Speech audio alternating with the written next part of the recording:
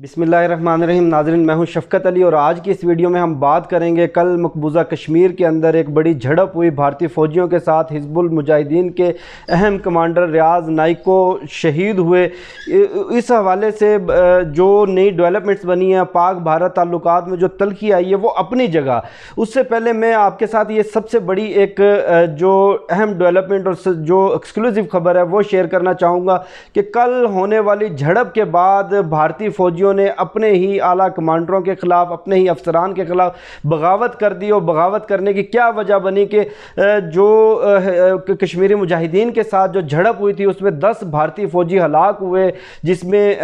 Kernel level के अफसर भी थे, मेजर लेवल के अफसर भी थे, उसके अलावा कुछ दीगर 7 से 8 आम सिपाही थे। भारतीय फ़ौज ने किया क्या कि जो आला अफसरान थे उनकी जो मैयतें थीं, उनकी जो लाशें थीं, वो तो आला ताबूतों के अंदर बंद करके बाकायदा पैक करके भारतीय झंडे के साथ, बाकायदा प्रोटोकॉल के साथ वो रवाना करने की कोशिश की। जबकि जो आम जो भारतीय फ़ौजी थे, जो सोल्जर रैंक के लोग थे, उनकी लाशों की बेहुरमती की गई। उनकी लाशों को, उनकी मैयतों को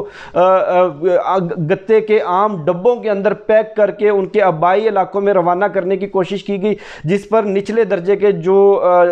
भारतीय अफवाज के जो अहलकार थे उन्होंने बगावत कर दी। वो अपनी अपनी यूनिटों के बाहर इकट्ठे हो गए और वहाँ पर शोर शराबा हुआ, नारेबाजी हुई, काफ़ी वहाँ पर अफरा तफरी का माहौल पैदा हुआ। और उनके आला अफसरान के साथ मुज़ाकरात के नतीजे में फिर ये फ़ैसला किया गया कि जो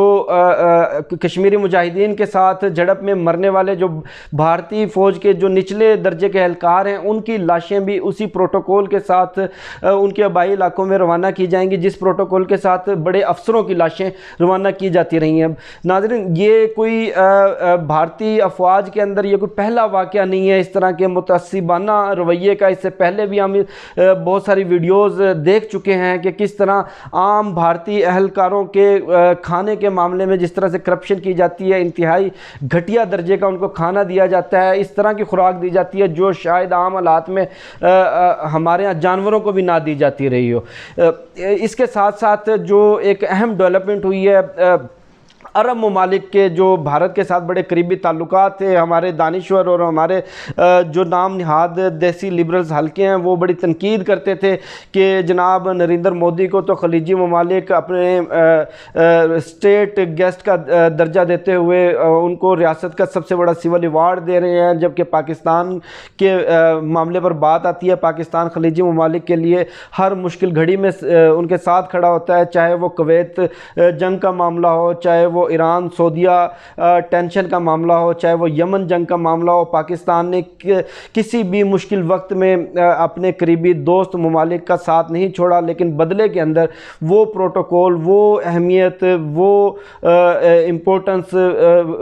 पाकिस्तान को नहीं दी जाती। चाहे वो सऊदी अरब हो, चाहे वो मुत्तहिदा अरब अमारात हो, चाहे वो कतर हो, चाहे वो बहरीन हो, चाहे वो ईरान हो। और ये एक हकीकत है कि गुज़श्ता 7 दिहाइयों के अंदर भारत के लीडरशिप ने जिस मेहनत से, जिस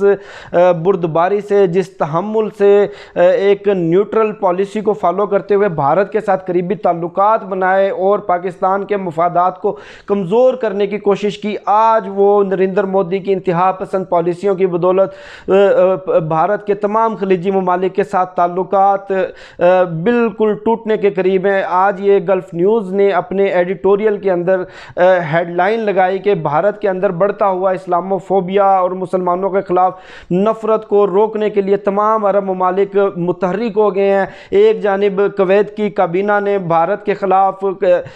भारत के इस मुतशद्दिद और इस इंतहा पसंद रवैये के खिलाफ करारदाद मंजूर की। दूसरी जानिब मुत्तहिदा अरब अमारात के जो रॉयल फैमिली के जो मोस्ट इन्फ्लुएंशियल लोग हैं, उन्होंने बरह रास्त ट्विटर के ऊपर मुसलमानों के खिलाफ नफरत फैलाने वाले भारतीय शहरियों को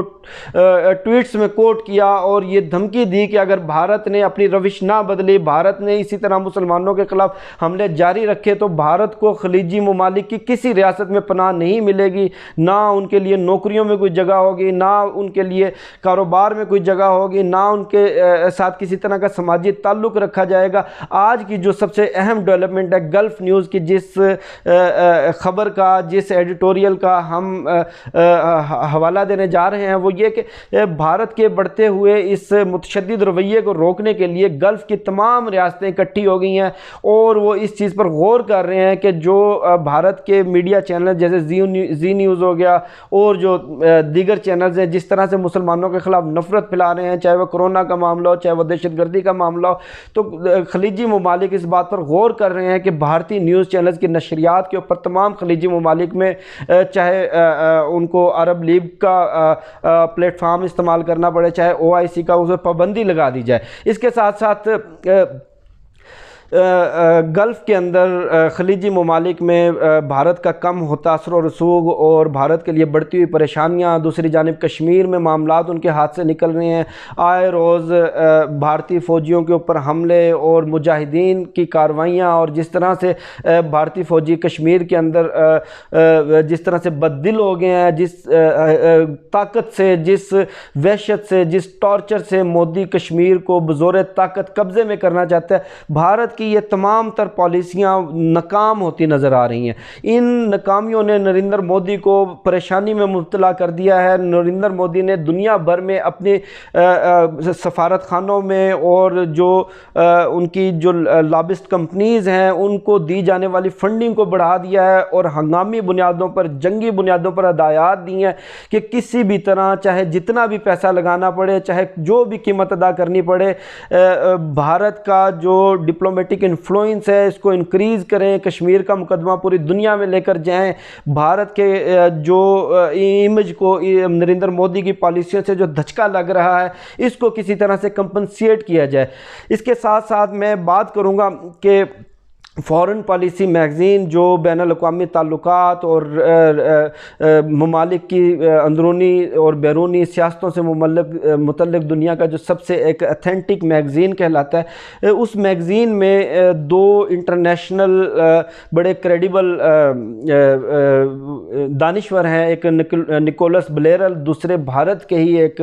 نامور صحافی دانشور اور اکیڈیمیا سے بھی ان کا تعلق ہے، سینکڑوں کی تعداد میں انہوں نے ریسرچ پیپر لکھے ہیں، خصوصاً ان کی ایکسپرٹیز بھارت اور خلیجی ممالک کی سیاست پر سب سے زیادہ ہے۔ انہوں نے ایک آرٹیکل لکھا ہے، اس آرٹیکل میں انہوں نے نشاندہی کی ہے، اس کا جو کنکلوژن انہوں نے نکالا، آرٹیکل آپ فارن پالیسی میگزین کی ویب سائٹ سے پڑھ سکتے ہیں کہ 7 دہائیوں کی محنت سے بھارت کی لیڈرشپ نے ٹانگ ٹانگ کر ایک تنکا جوڑ کر انتہائی احتیاط سے، انتہائی تدبر سے جو خلیجی ممالک کے ساتھ تعلقات بنائے۔ آپ لیڈرشپ کا اندازہ کریں کہ بھارت کی جو فرسٹ جنریشن لیڈرشپ تھی، چاہے وہ بھارت کے نہرو صاحب ہوں، چاہے مرارجی دیسائی ہوں، اور موجودہ دور کی لیڈرشپ، کانگریس کی لیڈرشپ، BJP کی لیڈرشپ، بھارت کی تمام تر جو پولیٹیکل ڈیسیژن میکنگ ہے اس ایک نقطے کے اوپر متفق تھی کہ خلیجی ممالک کے ساتھ ہم نے انتہائی بیلنس تعلقات رکھنے ہیں۔ خلیجی ممالک کے ساتھ دو طرفہ تعلقات ہمارے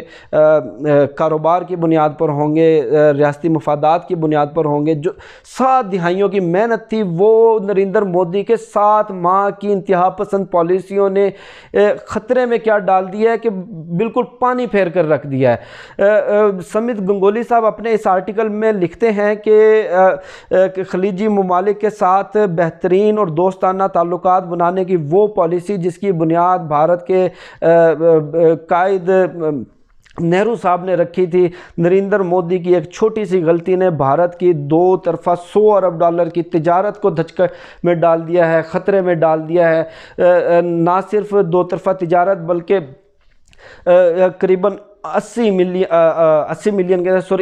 ملین بھارتی شہری جو خلیجی ممالک کے اندر کاروبار اور ملازمتوں کے سلسلے میں مقیم ہیں، اور ایک محتاط اندازے کے مطابق وہ ہر سال بھارت کو قریباً $83 ارب کا خطیر زر مبادلہ بھیجتے ہیں۔ اس زر مبادلہ کو خطرے میں ڈال دیا ہے۔ اس کے ساتھ ساتھ کشمیر کے اوپر جو پاکستان کو کاؤنٹر کرنے کی اور پاکستان کو سفارتی محاذ پر تنہا کرنے کی جو نریندر مودی کی خواہش تھی، جو پالیسی تھی، وہ انتہائی مایوسی کے ساتھ کہنا پڑتا ہے کہ وہ ان کا یہ خواب چکنا چور ہو گیا ہے۔ پاکستان نے اپنے پتے انتہائی ہوشیاری سے، انتہائی کامیابی سے کھیلنے ہیں، چاہے وہ دنیا کی سپر پاور امریکہ کے ساتھ تعلقات ہوں، چاہے وہ افغان قضیہ ہو، چاہے وہ خلیجی ممالک کے ساتھ تعلقات ہوں۔ ایک دور تھا کہ بھارت نے پاکستان پر حملہ کیا، اور اس حملے کے بعد جس وقت پاکستان اور بھارت جنگ کے دہانے پر تھے، پاکستان نے خلیجی ممالک سے، اپنے قریب ترین اتحادیوں سعودی عرب اور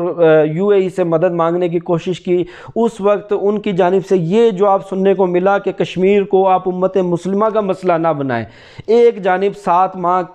پرانے تعلقات کی یہ نوعیت، دوسری جانب تمام خلیجی ممالک آج اس نقطے پر غور کر رہے ہیں، آج وہ یہ فیصلہ کرنے کے قریب ہیں کہ بھارت کے تمام نشریاتی اداروں پر پابندی لگا دی جائے، بھارتی شہریوں کو خلیجی ممالک سے ملک بدر کر دیا جائے، بھارت کے ساتھ سفارتی تعلقات ختم کر دیے جائے۔ دوسری جانب کشمیر کے اندر بڑھتی ہوئی نریندر مودی کی دہشت گردانہ اور انتہا پسند پالیسیاں، اور کشمیر کے اندر ناکامیاں، اور پاکستان کے ساتھ جو انہوں نے ایک اگریسو خارجہ پالیسی کے ذریعے پاکستان کو دباؤ میں لانے کی کوشش کی، جس خدشے کا اظہار وزیر اعظم عمران خان نے کل اپنے ٹویٹ میں بھی کیا کہ بھارت کو اب کوئی راہ نہ ملی تو وہ کوئی نہ کوئی فالس فلیگ آپریشن کر سکتا ہے۔ یہ تمام تر ناکامیوں کے پس پردہ جو اصل حقائق ہیں، جو تانے بانے ہیں، وہ جا کر ملتے ہیں پاکستان میں ہونے والی دہشت گردی کی کارروائیوں پہ، جو ان دنوں بڑا اضافہ دیکھنے میں آ رہا ہے۔ اس ایشو کے اوپر ہم ایک الگ ویڈیو میں بات کریں گے۔ اب تک اتنا ہی، مجھے شفقت علی کو دیجیے اجازت، انشاءاللہ آپ سے پھر نیکسٹ ویڈیو میں ملاقات ہوگی، تب تک کے لیے اللہ حافظ۔